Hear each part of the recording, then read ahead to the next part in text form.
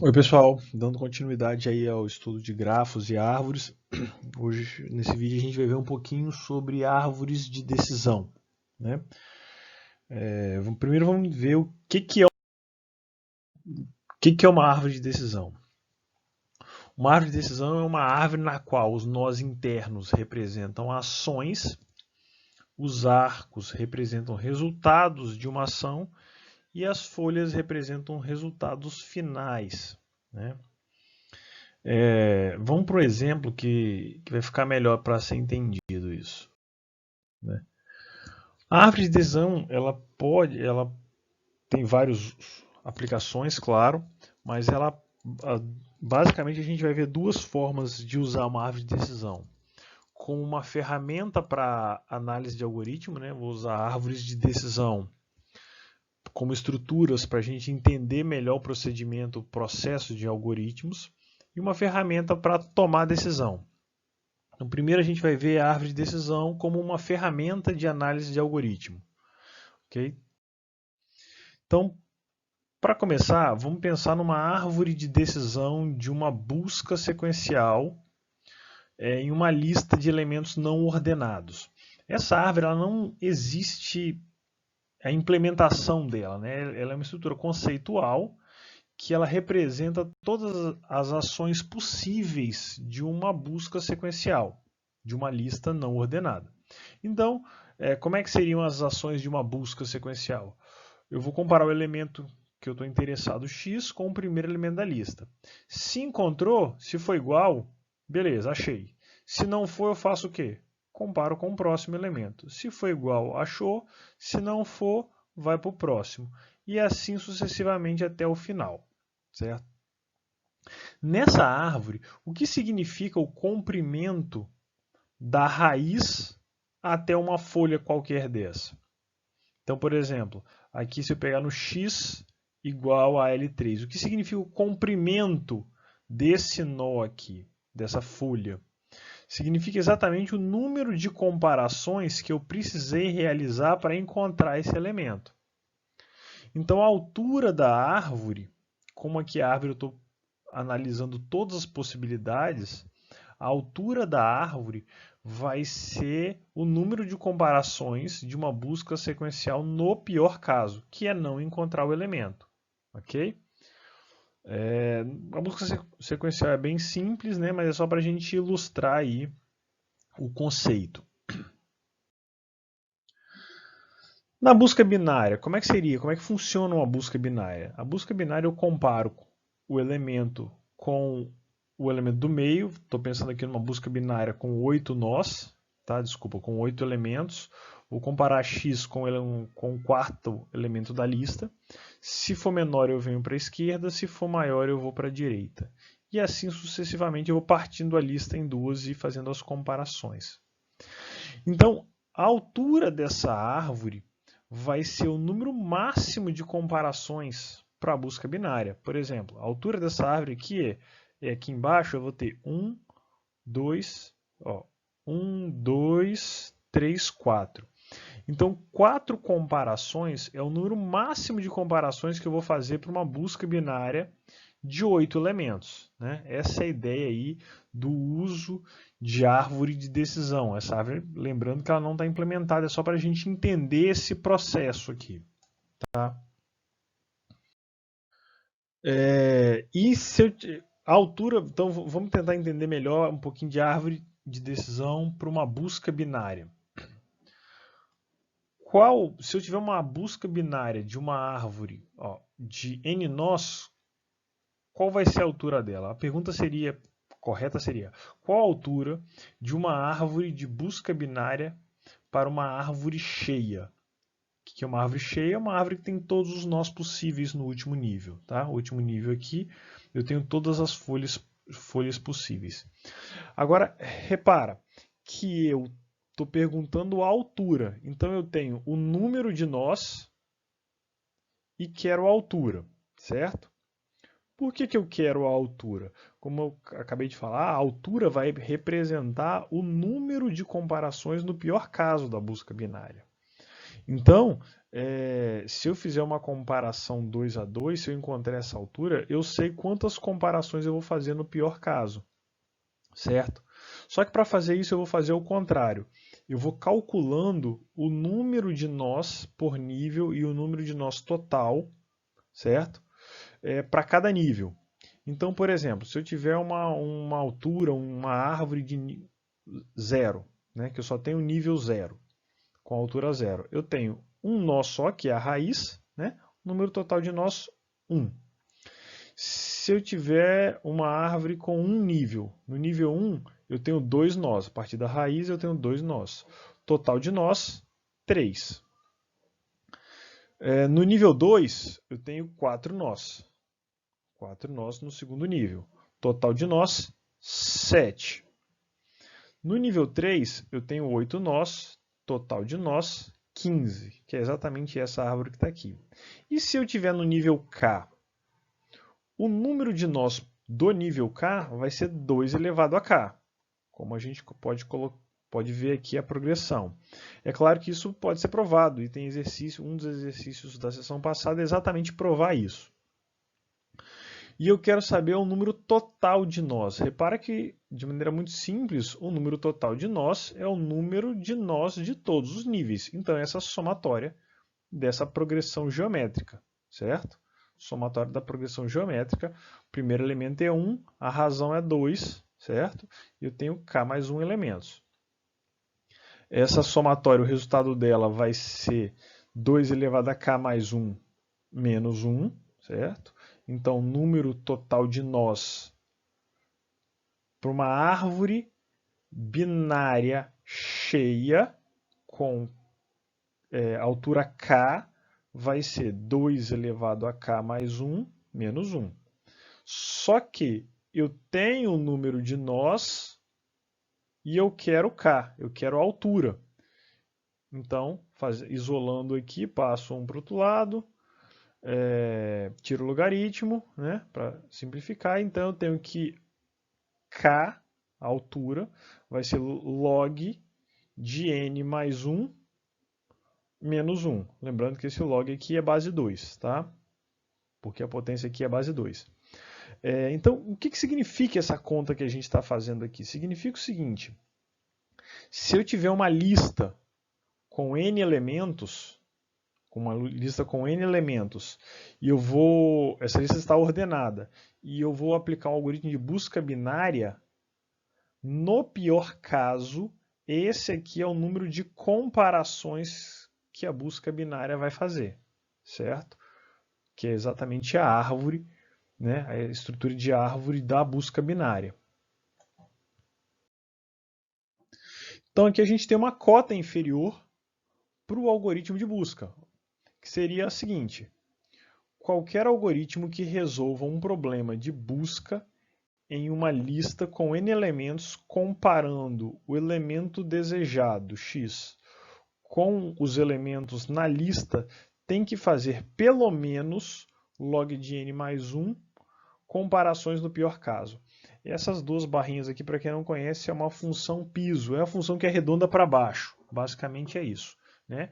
Se o resultado aqui desse log de n for 10, por exemplo, a resposta é 10.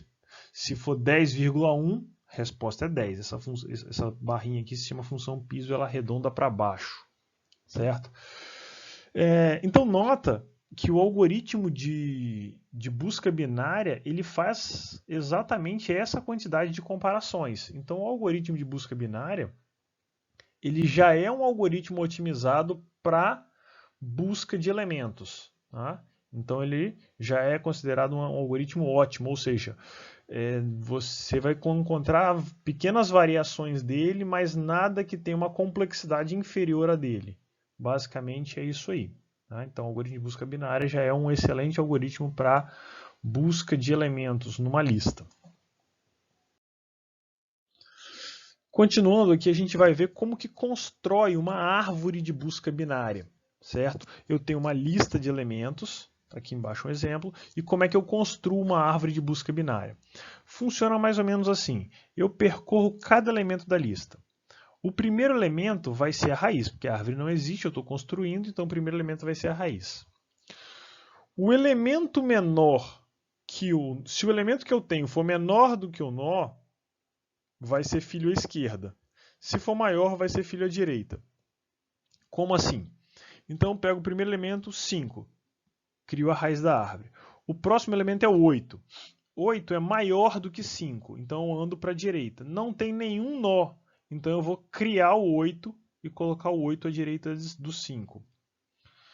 Aí eu tenho o 5 e o 8. O próximo elemento a ser inserido é o 2. O 2 começa de cima para baixo. O 2 é menor do que o 5, então ando para a esquerda, não tem ninguém, coloco o nó 2. O próximo é o 12, sempre começando da raiz. Então vou inserir o 12. Olho para o 5, 12 é maior do que 5, tenho 8 à direita. 12 é maior do que 8, ando para a direita. Não tem ninguém, coloco o 12. O próximo elemento é o 10, de cima para baixo. 10 é maior do que 5, vou para a direita. Tenho 8. 10 é maior do que 8, vou para a direita. 10 é menor do que 12, vou para a esquerda. Próximo elemento é o 14. 14 é maior do que 5, vou para a direita. 14 é maior do que 8, para a direita. 14 é maior do que 12, para a direita. Próximo é o 9. 9 é maior do que 5, vai para a direita. 9 é maior do que 8, vai para a direita. 9 é menor do que 12, vai para a esquerda. 9 é menor do que 10, para a esquerda, certo? É isso. Então aí a gente constrói a árvore nesse sentido. Vamos para o próximo, para mais um exemplo disso. Os elementos agora são os mesmos. Só mudei a ordem. Observe que só mudando a ordem, a árvore muda totalmente. Então o primeiro elemento aqui é o 9, vai ser a nossa raiz. 12 é maior do que 9, vai para a direita. Então cria o 12. 10 é maior do que 9, vai para a direita. 10 é menor do que 12, vai para a esquerda, cria o 10. 5 é menor do que 9, esquerda. 8, menor do que 9, vai para a esquerda, maior do que 5, para a direita, cria o 8. Próximo, 2, menor do que 9, menor do que 5, cria o 2. 14 é maior do que 9, maior do que 12, cria o 14. Repara que essa árvore ela tem profundidade 2, ela é menor do que a árvore anterior. Então a ordem que a gente vai trabalhar aqui vai influenciar na árvore de busca binária, vai influenciar em resultados futuros, certo? Então tem que ter isso em mente também. Outro algoritmo que a gente vai investigar usando árvore de decisão são os algoritmos de ordenação, né? Pensa que eu vou desenhar uma árvore de decisão para um algoritmo de ordenação de 3 elementos. E eu vou considerar um algoritmo pouco esperto, ou seja, eu vou ignorar a transitividade da desigualdade, né? No caso aqui do menor. Já explico o que significa ignorar essa transitividade. Se eu vou ordenar 3 elementos, eu vou fazer as comparações 2 a 2. Né? Então, eu vou começar comparando o primeiro elemento com o segundo. Então, eu posso ter duas situações. O primeiro elemento é menor do que o segundo, ou o primeiro elemento é maior do que o segundo. Se o primeiro elemento é menor do que o segundo, na ordenação, o primeiro elemento ele vem antes do segundo. Então, cabe agora, daqui para baixo, decidir onde é que eu vou colocar o terceiro elemento. Eu preciso descobrir onde é que está esse terceiro elemento. E aí eu vou comparar o terceiro elemento com o segundo, por exemplo. Então, comparo o terceiro com o segundo. O segundo pode ser menor do que o terceiro ou maior do que o terceiro. Se o segundo for menor do que o terceiro, repara, eu tenho o primeiro menor do que o segundo menor do que o terceiro. Por transitividade, eu já sei que a sequência é 1, 2 e 3. Como o meu algoritmo não é esperto, eu vou ignorar que eu já sei a partir daqui e vou comparar aqui o 1 com 3, porque eu estou determinado a comparar todos os elementos 2 a 2. Aí eu comparo aqui 1 com 3 e ignoro isso aqui. Só que quando eu comparo 1 com 3, eu tenho aqui duas opções. 1 menor do que 3, e aí eu confirmo essa opção, ou 1 maior do que 3. Nesse caso, 1 maior do que 3 é uma comparação que é absurda, não faz sentido. 1 maior do que 2, 2 maior do que 3 e o 1 maior do que 3. Né? Então, esse braço aqui ele não tem resultado, ele não tem resultado lógico. Então, essa comparação seria desnecessária. Eu estou fazendo mais comparações do que o mínimo, digamos assim. Mas eu quero ver todas as possibilidades, né? Todo tipo de algoritmo, mesmo os não espertos. Se o 2 for maior do que o 3, repara, eu tenho 1 menor do que o 2 e o 2 maior do que 3. Se o 2 é maior do que 3, o 3 está antes do 2.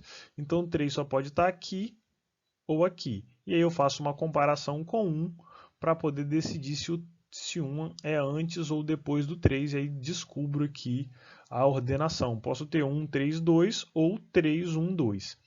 E aí aqui embaixo, nas folhas desta árvore, eu tenho todas as possíveis ordenações, né? Para uma lista de 3 elementos. Né? 3 elementos. Então, se eu tenho todas as possíveis ordenações, essa árvore conceitual, ela analisa os algoritmos de ordenação, certo? Para 3 elementos.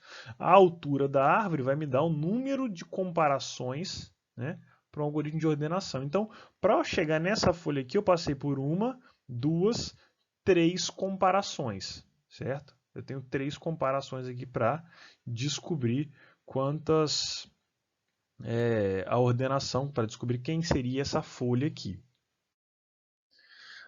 Certo? Então, tentando entender aqui a árvore de decisão para o algoritmo de ordenação nesse contexto, observa o seguinte: seja P o número de folhas de uma árvore de altura D. Então, tenho P aqui embaixo, que são todas as minhas possíveis decisões, são as folhas, e a altura D. Certo? Altura D. Como a gente já tinha visto que o número de elementos do nível vai ser 2 elevado à altura, certo? O número de elementos do nível é 2 elevado à altura. Eu posso afirmar, então, que o número de folhas vai ser sempre menor do que 2 elevado à altura. Se a árvore estiver cheia, né? Se a árvore estiver cheia aqui, eu vou ter uma igualdade. Só que se ela não estiver cheia, o número de folhas vai ser menor do que 2 elevado à altura. Aqui eu tenho igualdade, mas eu tenho um menor igual aqui, que é o caso de não ter uma árvore cheia. Né? Que foi o exemplo anterior, eu tinha nós faltando, tinha folhas faltando aqui embaixo. Certo? Com isso a gente chega na seguinte conclusão. Eu tenho aqui que o número de folhas é menor ou igual que 2 vezes o nível da árvore, certo? Então, o logaritmo das folhas é menor do que o número de níveis, só aplicando o logaritmo nessa desigualdade, certo? Se D é um inteiro, então eu faço aqui um arredondamento, folhas. Ou seja, o número de execuções, o número de comparações, que é a altura da árvore, vai ser igual ao logaritmo do número de folhas, com arredondamento, né? Respeitando aqui que o número de comparações tem que ser um número inteiro. Certo? Essa é a ideia aqui. Eu passei bem rápido, mas vale a pena vocês tirarem uns minutinhos para refletir sobre esse resultado aqui. Com isso eu tenho o seguinte: o número de folhas, se as folhas são os resultados possíveis de uma ordenação, se eu tenho n elementos, o número de folhas é n fatorial, né? Que são todas as combinações possíveis de uma lista de n elementos, certo? Então, essa altura vai ser maior ou igual que o logaritmo de n fatorial. Essa é a ideia. E aí eu tiro um teorema de cota inferior para algoritmos de ordenação. Desculpa, engasgada. Teorema sobre cotas inferiores para algoritmos de ordenação. Qualquer algoritmo que ordena uma lista com n elementos, comparando pares de elementos na lista, tem que fazer pelo menos log de n fatorial, né? Arredondando. Comparações no pior caso. Repara que o que a gente já estudou no capítulo 2 é que o merge sort é bem perto disso aqui, certo? O merge sort, na verdade, é n log n, que equivale a log de n elevado a n. Então, é bem perto disso aqui, certo?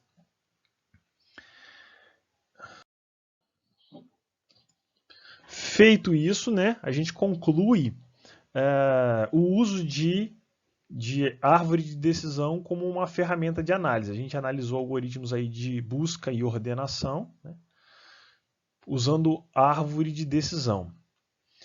Vou usar agora a árvore de decisão como uma ferramenta de tomada de decisão. Como é que seria isso aqui? Vamos lá.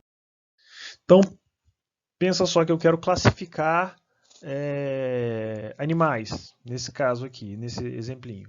Então, vou usar a árvore de decisão como um classificador. Inclusive, a árvore de decisão é um algoritmo classificador famoso aí dentro de inteligência artificial para classificar elementos, e você acha muitos trabalhos acadêmicos aí tratando disso aí.